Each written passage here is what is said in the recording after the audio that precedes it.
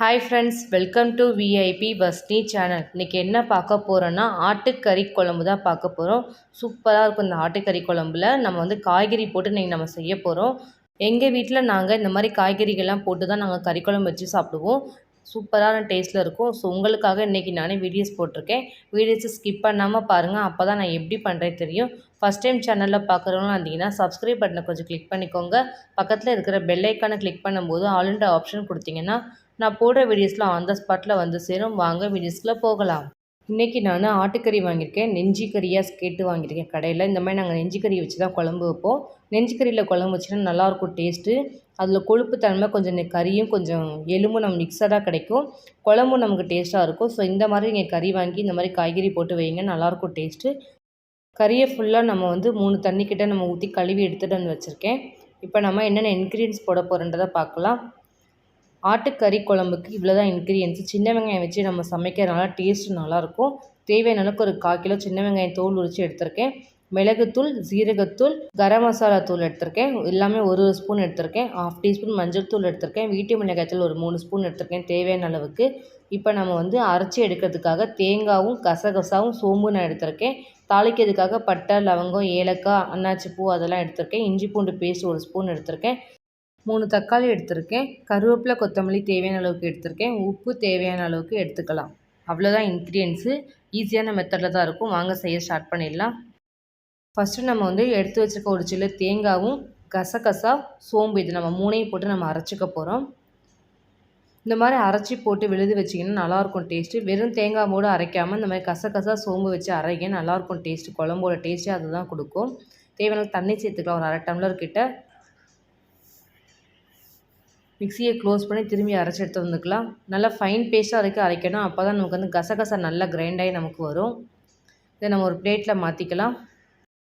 இன்றைக்கி கறி குழம்பு வைக்கிறதுக்கு எங்கள் வீட்டில் விளைஞ்ச முருங்கைக்காய் ஒன்று எடுத்திருக்கேன். அதே மாதிரி நூக்கல் ஒரு காய் எடுத்திருக்கேன். ஒரு உருளைக்கிழங்கு எடுத்திருக்கேன். இவ்வளோ தான் வெஜிடபிள்ஸ் நம்ம போட போகிறோம். ஆனால் டேஸ்ட்டு சூப்பராக இருக்கும். முருங்கைக்காயை ஃபுல்லாக நம்ம அதை கட் பண்ணி எடுத்துக்க போகிறோம். காம்பு பகுதியை ஃபுல்லாக கட் பண்ணி நம்ம போட்டுட்டு அதுக்கப்புறம் சின்ன சின்ன பீஸாக ஒரு கட்டவரல் சைஸில் கட் பண்ணினா கரெக்டாக இருக்கும். கறி குழம்புல முருங்கைக்காய் போடும்போது நல்லாயிருக்கும் டேஸ்ட்டு. அதோட முருங்கைக்காய் ஃப்ளேவரில் போய் அதே மாதிரி நூக்குள்ளும் நல்லாயிருக்கும் டேஸ்ட்டு. நூக்குள் பார்த்திங்கன்னா அந்த வில்லேஜ்லலாம் அதிகமாக அந்த நூக்குள் உருளைக்கிழங்குலாம் போட்டு வைப்பாங்க.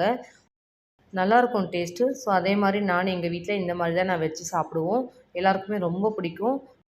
நூக்குள் தோல் ஃபுல்லாக நம்ம இதே மாதிரி க்ளீன் பண்ணி எடுத்துக்கணும். நூக்குள் வாங்கும்போது கொஞ்சம் கவனமாக வாங்குங்க. ஏன்னா நிறைய முத்தி போய் நமக்கு இருக்கும். பார்க்க தான் சின்னதாக இருக்கும், ஆனால் முத்தி போன மாதிரி இருக்கும் அந்த காம்பு பகுதியில். ஸோ அதனால் கொஞ்சம் பார்த்து வாங்கினீங்கன்னா கரெக்டாக இருக்கும். முத்தி போயிருந்துச்சுன்னா நமக்கு சீக்கிரம் குக் ஆகாது. நார் ரொம்ப இருக்கும். லேசாக பிஞ்சி மாதிரி இருந்துச்சுன்னா நல்லாயிருக்கும் சாப்பிட்றதுக்கும். இப்போ நம்ம உருளைக்கிழங்கு ஃபுல்லாக நம்ம கட் பண்ணி எடுத்துக்க போகிறோம். அதேமாதிரி உருளைக்கிழங்கு தோலை ஃபுல்லாக எடுத்துகிட்டு போடுங்க. இல்லை உங்களுக்கு சப்போஸ் தோல் போட்டு சாப்பிட்டு பிடிக்கும் அப்படின்னா நீங்கள் தோல் யூஸ் பண்ணிக்கோங்க. எங்கள் வீட்டில் நாங்கள் யாரும் தோல் யூஸ் பண்ண மாட்டோம். ஸோ அதனால் நம்ம தோலை ஃபுல்லாக ரிமூவ் பண்ணிட்டு நம்ம அதுக்கப்புறம் உருளைக்கிழங்கு கட் பண்ணி நம்ம சேர்த்துக்க போகிறோம். பெரிய பெரிய பீசஸாக போட்டிங்கன்னா நல்லாயிருக்கும் பார்க்குறதுக்கு. நமக்கு வெஜிடபிள்ஸ் தனியாக கறி தனியாக தெரிய ஆரம்பிக்கும். இல்லைனா ஒன்றோட ஒன்று குழஞ்சி போயிடும். அதனால் இந்த மாதிரி பெருசு பெருசாக நறுக்கி எடுத்து வச்சுன்னா கரெக்டாக இருக்கும். எல்லாத்தையும் நம்ம நறுக்கியாச்சு, ஒரு பிளேட்டில் மாற்றியாச்சு. இப்போ நம்ம கறி குழம்பு வைக்க ஸ்டார்ட் பண்ணிடலாம். ஸ்டவ்வை ஆன் பண்ணிக்குவோம். குக்கர் தூக்கி நம்ம ஸ்டவ் மேலே வச்சுக்கலாம். தேவையான அளவுக்கு ஆயில் சேர்த்துக்கலாம். ஆயில் நல்லா சூடாகணும். சூடானதுக்கப்புறம் நம்ம எடுத்து வச்சுருக்க கடுகு சேர்த்துக்கலாம். ஒரு 1/2 டீஸ்பூன். கடுகு நல்லா பொரியட்டும். பொரிஞ்சதுக்கப்புறம் நம்ம எடுத்து வச்சுருக்க பட்டை, கிராம்பு, சோம்பு, அன்னாச்சி பூ, பிரிஞ்சி இலை எல்லாத்தையும் சேர்த்து தாளிச்சிக்கலாம். சின்ன வெங்காயம் நான் எடுத்து வச்சுருக்கேன். 1/4 கிலோ கிட்ட. அந்த சின்ன வெங்காயத்தை நம்ம சேர்த்து நம்ம இதோடு சேர்த்து வதக்கி எடுத்துக்க போகிறோம். சின்ன வெங்காயம் போட்டிங்கன்னா நல்லாயிருக்கும் குழம்பு டேஸ்ட்டு எப்போவுமே. ஸோ அதனால் சின்ன வெங்காயம் தான் போடணும்னு ஆப்ஷனல் தான். பட் என்கிட்ட இருந்துச்சு, அதனால் சின்ன வெங்காயம் போட்டிருக்கேன். போட்டால் இன்னும் டேஸ்ட் நல்லாயிருக்கும். தேவையான கருவேப்பிலை சேர்த்து மிக்ஸ் பண்ணி நல்லா வதக்கி விட்டுக்கலாம். வெங்காயம் நல்லா வதங்கணும், கோல்டன் கலர் ஆகிற வரைக்கும். வதங்கினதுக்கப்புறம் நீங்கள் அடுத்து தக்காளி சேர்த்துக்கலாம். வெங்காயம் நல்லா வதங்கிடுச்சு. நான் ஒரு 3 தக்காளி கிட்ட எடுத்து நறுக்கி வச்சுருக்கேன். நறுக்கின தக்காளி சேர்த்துக்கலாம். அதோடு சேர்த்து இஞ்சி பூண்டு பேஸ்ட்டே நான் சேர்த்துக்க போகிறேன். மிக்ஸ் பண்ணி ஒன்றோட ஒன்றா வதக்கிக்கலாம். இஞ்சி பூண்டு பேஸ்ட்டு, வெங்காயம், தக்காளி நல்லா வதங்கணும். நமக்கு போட்டதுக்கும் நமக்கு வதக்கி முடிச்சதுக்கப்புறம் நிறைய கலர் டிஃப்ரென்ஷியேட் தெரியும். அந்தளவுக்கு நம்ம வதக்கி எடுக்க போகிறோம். வதக்குனதுக்கப்புறம் நம்ம 1 ஸ்பூன் ஜீரகத்தூள், மிளகுத்தூள், கரம் மசாலா தூள் சேர்த்துக்கலாம். வீட்டு மிளகாய்த்தூள் தேவையான அளவு காரத்துக்கு ஏற்ற மாதிரி சேர்த்துக்கோங்க. நாங்கள் கொஞ்சம் அதிகமாகவே காரம் சேர்ப்போம், அதனால் கொஞ்சம் நாங்கள் மிளகாய்த்தூள் அதிகமாக சேர்த்துக்கிறோம். ஃபஸ்ட் நம்ம நூக்குள்ள மட்டும்தான் போட்டு வேக வைக்க போகிறோம். முருங்கைக்காய் உருளைக்கிழங்கு நம்ம போட்டோம்னா நமக்கு காய் நல்லா குழஞ்சி போயிடும், நமக்கு கறியில் வந்து குழஞ்சி போய் கிடக்கும். ஸோ அதனால் ஃபஸ்ட் நம்ம வந்து நூக்குள்ள மட்டும் சேர்த்து ஒரு 5 விசில் விட்டுட்டு அதுக்கப்புறம் மீதி 2 விசிலுக்கு நம்ம வந்து முருங்கைக்காயும் உருளைக்கிழங்கும் சேர்த்து நம்ம வேக வச்சு எடுக்க போகிறோம். எடுத்து வச்சுக்க மட்டனை ஃபுல்லாக நம்ம சேர்த்துக்கலாம். எப்பவுமே வந்து கறி போட்டோடனே நம்ம போட்டிருக்க மசாலாவில் மிக்ஸ் பண்ணி விடுங்க ஒரு 2 நிமிஷத்துக்கு. மிக்ஸ் பண்ணி கொஞ்சம் அந்த மசாலாவில் ஊறினதுக்கப்புறம் அடுத்து தண்ணி சேர்த்திங்கன்னா கரெக்டாக இருக்கும். சில பேர் வந்து எடுத்த உடனே வந்து தண்ணி சேர்த்துருவாங்க. அந்த மாதிரி சேர்த்திங்கன்னா கறி கொஞ்சம் நமக்கு டேஸ்ட்டே இல்லாமல் இருக்கும் குழம்புமே. கறியெல்லாம் மசாலா நல்லா மிக்ஸ் பண்ணியாச்சு. இப்போ நம்ம வந்து தேங்காய் நான் அரைச்சி வச்சுருக்கேன். தேங்காய், சோம்பு, கசகசா இது 3யும் அரைச்ச விழுது சேர்த்துக்கலாம். அப்புறம் தேவையான அளவுக்கு தண்ணி சேர்த்துக்கலாம் கறி குழம்புக்கு தேவையான அளவுக்கு. கறி குழம்புக்கு கொஞ்சம் அதிகமாக தண்ணி வச்சுன்னா கரெக்டாக இருக்கும். எதுக்காக சொல்கிறேன்னா ஃபஸ்ட்லாம் நம்ம கறி வாங்கும்போது 3 விசில் விட்டால் போதும் வெந்துடும். இப்போலாம் நம்ம மினிமம் 10 விசில் விட்டிங்கன்னா தான் நமக்கு மட்டன் நல்லா வெந்து சாஃப்ட்னஸ் கிடைக்கும். தேவையான அளவுக்கு தண்ணி ஊற்றி அடுப்பை நார்மல் ஃப்ளேமில் வச்சு ஒரு 7-8 விசில் விட்டிங்கன்னா தான் கரெக்டாக இருக்கும். ஸோ அதனால் கொஞ்சம் தண்ணி வச்சுன்னா நல்லாயிருக்கும். அதுக்காக தான் நான் சொன்னேன். இப்போ நம்ம வந்து தேவையான அளவுக்கு உப்பு சேர்த்துக்கலாம். உப்பு நம்ம சேர்க்கவே இல்லை, இப்போ தான் நம்ம உப்பு போட்டிருக்கோம். காரம் சப்போஸ் உங்களுக்கு கம்மியாக இருந்துச்சுன்னா இந்த டைமில் நீங்கள் காரம் பார்த்துக்கோங்க, கரெக்டாக இருக்கும். மஞ்சள் தூள் ஒரு 1/4 டீஸ்பூன் எடுத்து வச்சுன்னா அதை நம்ம சேர்த்துக்கலாம். கரண்டி வச்சு ஃபுல்லாக மிக்ஸ் பண்ணி விட்டுக்கலாம். மிக்ஸ் பண்ணதுக்கப்புறம் குக்கரை மூடி ஒரு 6 விசில் இல்லை 7 விசில் அந்தளவுக்கு விடுங்க, அப்போ தான் கரெக்டாக இருக்கும். விட்டதுக்கப்புறம் திரும்பி நம்ம ஏர் ரிலீஸ் ஆனதுக்கப்புறம் ஓப்பன் பண்ணிவிட்டு முருங்கைக்காய் உருளைக்கிழங்கு சேர்த்து நம்ம வேக வைக்க போகிறோம்.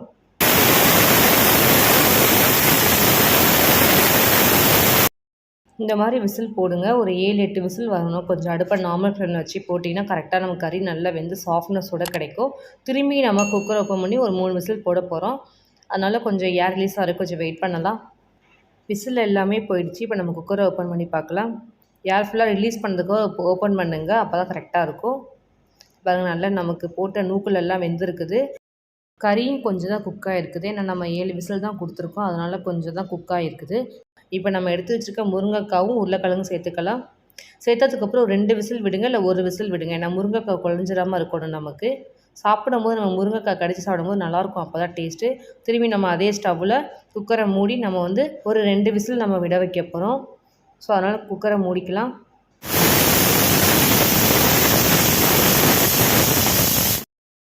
திரும்பவும் நான் 2 விசில் விட்டுருக்கேன். இப்போ ஏர் ரிலீஸ் பண்ணதுக்கப்புறம் ஃபுல்லாக நம்ம ஓப்பன் பண்ணி பார்க்கலாம். குக்கரை எப்படி கறி நமக்கு வெந்திருக்கு, முருங்கைக்காயெல்லாம் எப்படி குக் ஆகிருக்குதுன்னு.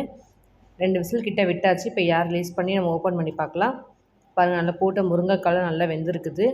2 விசில் விட்டிங்கன்னா தான் கரெக்டாக இருக்கும். 2 இல்லை 1 விடுங்க, ஏன்னா முருங்கைக்காய் குலையாமல் இருக்கணும், அதுக்காக தான். பாருங்கள், நல்லா கறி குழம்பு சூப்பராக ரெடி ஆகிடுச்சு. மணக்க மணக்க அது வெஜிடபிள்ஸ்லாம் போட்டதுக்கு அதுக்கும் சொல்லவே வேணாம், சூப்பராக இருக்குது டேஸ்ட்டு. இப்போ நம்ம கொத்தமல்லி தலையை தூவி இறக்கிட வேண்டியது தான். செம்மையாக இருக்கும் இந்த குழம்பு. பார்த்திங்கன்னா ரைஸுக்கெலாம் ஊற்றி சாப்பிட்டிங்கன்னா சொல்லவே வேணாம். அதுவும் நெஞ்சு எலும்பு, நெஞ்சு கறி எல்லாமே நம்ம சேர்த்து போட்டுக்கிறதுனால, அந்த முருங்கைக்காய்க்கெலாம் சேர்த்து போட்டிருக்கறனால நமக்கு வாசமாக இருக்கும் குழம்பு. சோறு போட்டு குழம்பு ஊற்றி இதேமாதிரி நம்ம கறி குழம்பு ஊற்றி சாப்பிட்டு பார்ப்போம் எப்படி இருக்குதுன்னு. ரைஸ் வச்சாச்சு, கறி குழம்பு ஊற்றியாச்சு. இதே மாதிரி நீங்களும் உங்கள் வீட்டில் சோறு போட்டு கறி குழம்பு ஊற்றி சாப்பிட்டு பாருங்கள், டேஸ்ட் எப்படி இருந்துச்சு சொல்லுங்கள்.